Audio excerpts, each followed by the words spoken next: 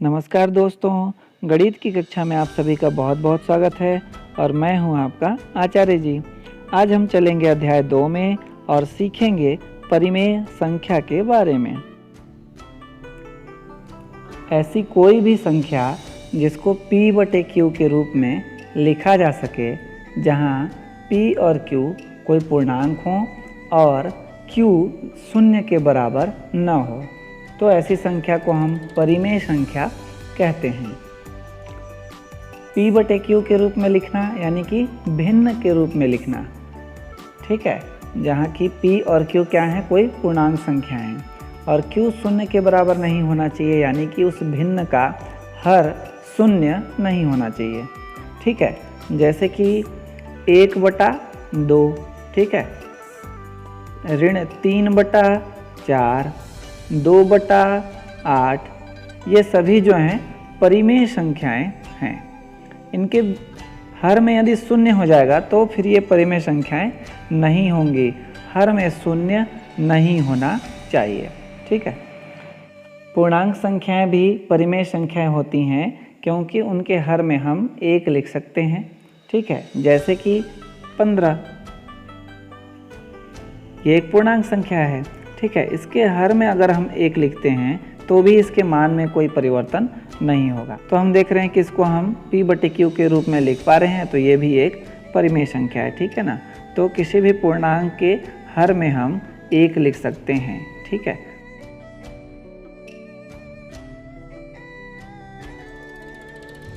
तो ये सभी जो हैं परिमेय संख्याएं हैं। तो किसी भी पूर्णांक संख्या को यदि परिमेय संख्या के रूप में बदलना होगा तो क्या करना है, उसके हर में 1 लिख लेना है। चलिए अब हम 2 परिमेय संख्याओं का गुणा सीखते हैं, ठीक है। तो इसके लिए हम ले लेते हैं एक उदाहरण। 1/7 में गुणा करना है 14/3 का। तो कैसे गुणा करेंगे, बहुत ही आसान है। अंश का गुणा अंश में करना है, यानी कि ऊपर वाली संख्या का गुणा दूसरे ऊपर वाली संख्या से। तो 1 का गुणा 14 में करेंगे तो क्या होगा, 14 एकम 14, ठीक है ना, ये हो गया।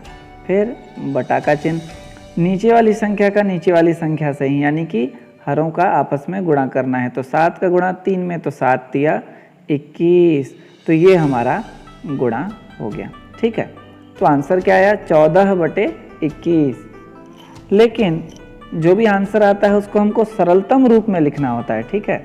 तो परिमेय संख्या को सरलतम रूप में कैसे लिखेंगे हम, ये आपको सीखना है, ठीक है। तो ये संख्या प्राप्त हुई, इसको हमको सरलतम रूप में लिखना है। तो देखिए कि अंश और हर दोनों ही किस एक ही संख्या से भाग जाते हैं। तो हम जान रहे हैं कि 14 और 21 दोनों ही 7 का पहाड़ा में आते हैं, 7 से भाग जाते हैं। तो ये दोनों को हम 7 से भाग दे देंगे। तो 14 को भाग देंगे तो कितनी बार में जाएगा, 7 दूना 14, 2 बार में। तो 14 को काटेंगे और ऊपर में छोटा सा लिखेंगे 2। और 21 को भाग देंगे तो कितना आएगा, 3, क्योंकि 3 बार में 21 आ जाता है 7 का पहाड़ा में, 7 तिया 21। तो आप देख पा रहे हैं कि नीचे क्या आ गया, 3। तो हमारा उत्तर क्या हुआ, 2/3। अब देखिए 2 और 3 दोनों ही किसी एक ही संख्या से भाग जा रहे हैं क्या, 1 को छोड़ करके, और किसी भी संख्या से ये दोनों भाग नहीं जा रहे हैं, ठीक है ना। तो यही परिमेय संख्या का सरलतम रूप हुआ और हमारा उत्तर भी 2/3। अब हम परिमेय संख्या का भाग सीखते हैं। इसके लिए हमने एक उदाहरण ले लिया है, 5/8 भागित 5/10, ठीक है ना। 5/8 को भाग देना है 5/10 से, तो क्या करेंगे, बराबर का चिन्ह, और पहला जो परिमेय संख्या है उसको जैसे का तैसा उतार लीजिए, 5/8, ठीक है। उसके बाद भाग के जगह आप लगा लीजिए गुणा का चिन्ह। हाँ भाई, भाग के जगह गुणा का चिन्ह लगा लेना है, ठीक है ना। पहले परिमेय संख्या को जैसे का तैसा, उसके बाद भाग के जगह गुणा का चिन्ह। अब दूसरी संख्या को क्या करना है, उलट के लिखना है। जो हर है उसको लिखना है अंश में और जो अंश है उसको लिखना है हर में। तो अब आप देखेंगे कि ये क्या बन गया है, गुणा बन गया है ना। तो गुणा करना तो हम पहले ही सीख चुके हैं। तो गुणा कीजिए दोनों अंशों को आपस में गुणा करना है, तो 5 का गुणा 10 में, 5 दहा में 50, और नीचे हरों का आपस में गुणा तो 8 पंचे 40, तो कितना आ गया अपना 50/40। क्या ये सरलतम रूप में है? दोनों ही संख्या को देखिए, क्या एक ही संख्या से भाग जाता है क्या? तो 50 और 40 दोनों ही 10 का पहाड़ा में आते हैं, 10 से भाग जाते हैं, तो 10 से हम भाग देंगे, 10 पचे 50 और 10 चौको 40, तो हमारा उत्तर क्या आया 5/4। ठीक है, ये हमारा परिमेय संख्या का सरलतम रूप है और यही हमारा उत्तर भी।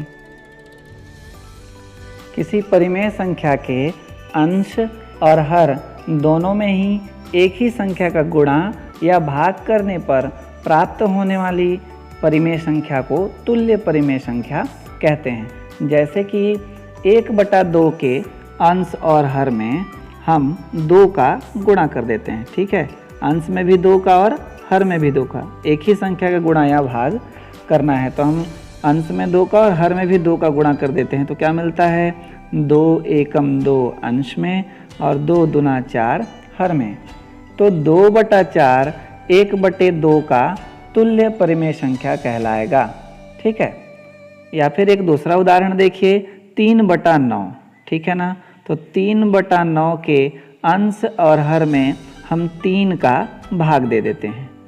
ठीक है, तो 3 का भाग करेंगे 3 से तो मिलेगा 1, 9 को भाग देंगे 3 से तो मिलेगा 3, तो क्या प्राप्त हुआ 1/3। तो 1/3 3/9 का तुल्य परिमेय संख्या कहलाएगा। ठीक है, तो इस तरह किसी भी परिमेय संख्या के अंश और हर में एक ही संख्या का गुणा या भाग करने पर प्राप्त होने वाली परिमेय संख्या तुल्य परिमेय संख्या कहलाती है। ठीक है, एक परिमेय संख्या की कई तुल्य परिमेय संख्याएं हो सकती हैं। ठीक है, हम एक परिमेय संख्या ले लेते हैं 5/6, इसकी 3 तुल्य परिमेय संख्याएं हम ज्ञात करते हैं। ठीक है, तो चलिए सबसे पहले हम क्या करते हैं, 5/6 के अंश और हर में 2 का गुणा करते हैं, तो कितना प्राप्त होगा 5 दूना 10 और 6 दूना 12, तो पहली तुल्य परिमेय संख्या मिली 10/12। ठीक है, उसके बाद हम क्या करते हैं 5/6 के अंश और हर में 3 का गुणा कर देते हैं, तब क्या मिलेगा हमको ऊपर में, यानी कि अंश में 5 तिया 15 और हर में 6 तिया 18, तो 15/18 ये दूसरी तुल्य परिमेय संख्या मिल गई। और 5/6 के अंश और हर में हम गुणा कर देते हैं 4 का, तो क्या मिल जाएगा 5 चौको 20 और बटे 6 चौको 24। तो इस तरह 10/12, 15/18 और 20/24 3 तुल्य परिमेय संख्याएं हमको प्राप्त हो गई, किसकी 5/6 की। ठीक है, तो ऐसे किसी भी परिमेय संख्या की तुल्य परिमेय संख्याएं हम ज्ञात कर सकते हैं। आज के वीडियो में बस इतना ही, फिर मिलेंगे अगले वीडियो में।